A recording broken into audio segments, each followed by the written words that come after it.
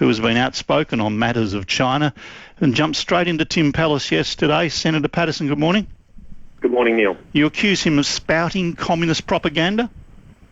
The Chinese Communist Party would be delighted every time they see an Australian politician like Tim Pallas come out and effectively do their bidding for them, because one of their objectives in dealing with countries like Australia, liberal democracies like Australia, is to divide us internally. And he's helpfully done that for them by saying it's in part our fault that China has put barley tariffs on us. Never mind the fact that there is no evidence at all that Australia subsidises barley or that it's dumping it into China or anywhere else.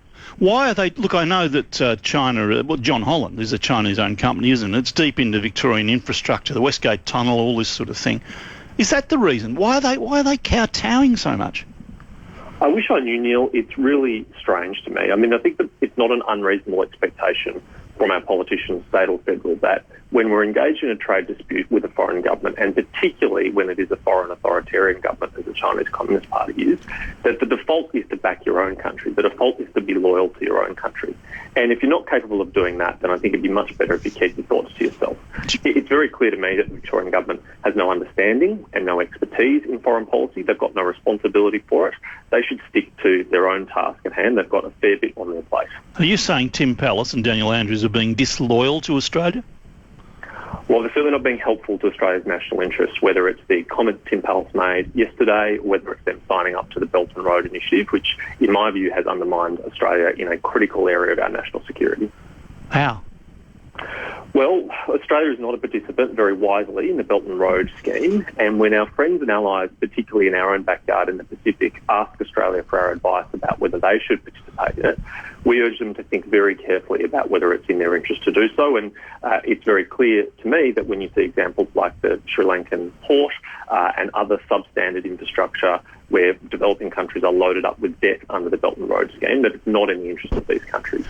Unfortunately, because Victoria has signed this memorandum of understanding with the Chinese Communist Party, those countries are forced to think, well, on the one hand, the Australian government is saying be careful, and on the other hand, the Victorian government is signing up, so maybe it's not so bad after all. What do you think of the deal with the World Health Assembly on inquiry? Is it fair income or not?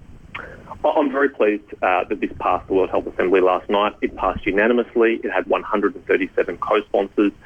It puts the lie to the claim by some in Australia that Australia was isolated in pursuing this, that we should have done so more quietly, that we should have let other countries take the lead. I think the reason why so many countries signed up is that Australia was the first to call for it, and we demonstrated that despite our exposure to China, far more than most other countries in the world, that we wouldn't be bullied, we wouldn't be deterred, and they shouldn't be either.